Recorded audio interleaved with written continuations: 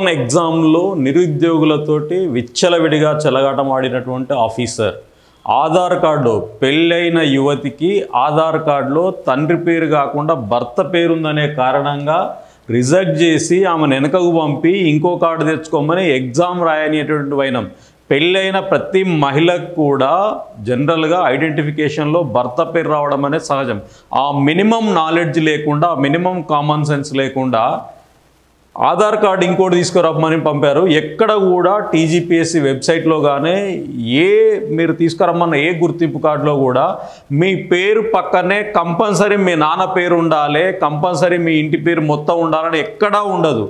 Just identification కోసం మాత్రమే card అడుగుతారు. ఆ విచక్షణను మర్చిపోయి ఆమెకు అవునా కాదా అనేది గుర్తించాల్సిన బాధ్యత మాత్రమే మీదిగానే. అదేం స్కాన్ అయ్యేది కాదు, అది పెడితే దాంట్లో ఓపెన్ అయ్యేది కానీ లేకపోతే లోపలికి పోయేది ఏం లేదు.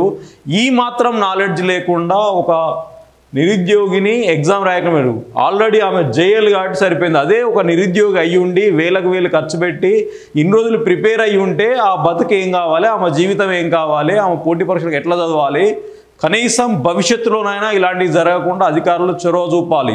ఎందుకంటే పెళ్ళైన ప్రతి మహిళకు కూడా ఇట్లాంటి ఇబ్బందులు వచ్చే అవకాశం ఉంటుంది.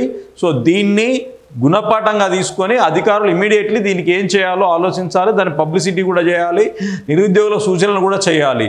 Okay, thank you.